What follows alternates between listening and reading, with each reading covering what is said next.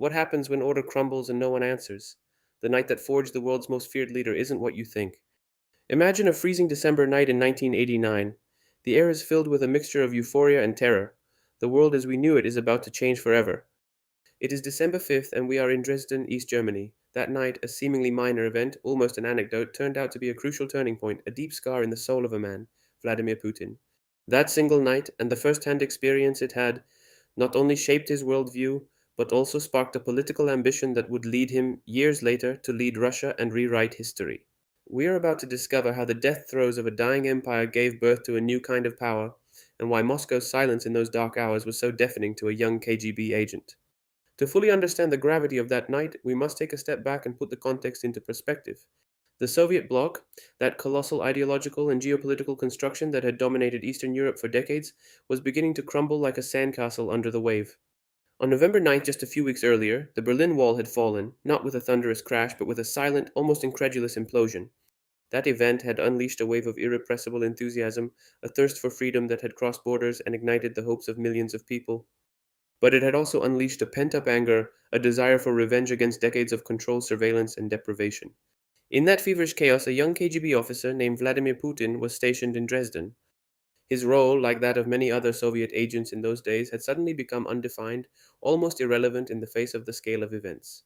In Dresden, as in many other East German cities, the most tangible symbol of that Soviet control was the local KGB headquarters.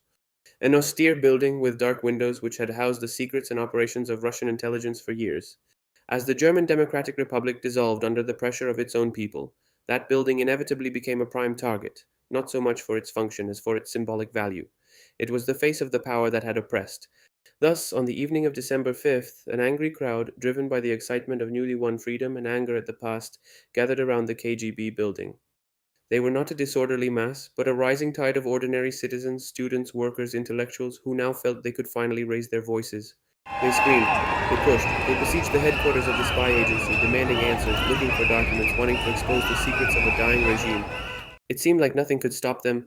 Revolution was in the air, and they were ready to take what had been denied them. And it was precisely at that moment of palpable chaos, of growing threat, that Putin found himself on the front lines. He was alone, or at least that's how it appeared to the crowd and anyone watching. A tall, measured young officer, he stepped forward with an almost unreal calm. There was no one to guard the building except himself and a few colleagues. The local Soviet military garrison had been notified, but the orders were clear: do not intervene. Moscow didn't respond, it didn't send aid. The responsibility for dealing with hundreds, perhaps thousands of protesters fell on the shoulders of this agent, who would later become a central figure in modern history. And that's when Putin, without hesitation, lied. With a coolness that would become his political signature, he warned the crowd that the soldiers inside would open fire if they dared cross the threshold. He told them that there were armed men inside, ready to defend the perimeter with force, and that their lives would be in danger.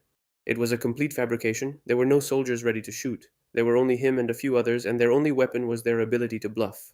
That night, the event, though marginal in the grand scheme of the fall of the wall and the end of the USSR, proved formative for Putin in ways few could have foreseen.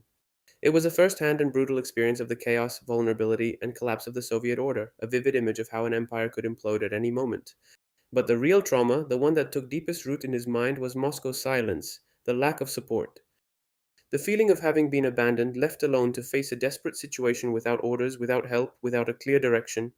He and his colleagues had been forgotten, expendable. Their failure to protect Soviet interests at that critical moment was a gut punch for a man dedicated to serving the state. That night taught him that when the center of power is weak, the edges crumble. It was a profound trauma, a feeling of abandonment and loss of control that would never leave him again. Putin later recounted that he repeatedly called Moscow's command, begging for instructions, reinforcements, any form of guidance. But on the other end, only silence, a paralyzed bureaucracy, an indecisive leader. This experience shaped his view of the world indelibly, a dangerous world, where weakness is an invitation to aggression, where one can only rely on one's own strength and cunning, and where the dignity of a nation is measured by its ability to defend itself at any cost. From that moment on, the idea of a vulnerable Russia, exposed to contempt and chaos, became a nightmare to be avoided at all costs. The Dresden night became not only a personal memory, but an eloquent symbol of Russian decline, an indelible warning. In Putin's mind, the collapse of the USSR was not a historical development, but a geopolitical catastrophe. This conviction instilled in him the urgent need to restore its lost greatness, to raise Russia from the ashes of humiliation. It was not just a question of pride, but of the nation's very survival. He began to believe with unshakable faith that Russia must be strong, stable, and above all must defend its interests by any means necessary, never again expecting outside help or understanding. Never again became his unspoken mantra. His subsequent political rise, from the anonymity of a mid ranking KGB officer to the pinnacle of power in the Kremlin, can be read as a direct consequence of that freezing night in Dresden. It was an incredible, almost unthinkable journey that took him from a dusty desk in East Germany to becoming the most powerful man in Russia. Every step of his career, every strategic decision, every geopolitical move seems to have been driven by the conviction that he must rebuild the lost empire, to restore the order and stability to which he had aspired since that fateful night. This goal, forged in trauma and disappointment, has driven him to sometimes ruthless methods, to an iron determination that brooks no compromise.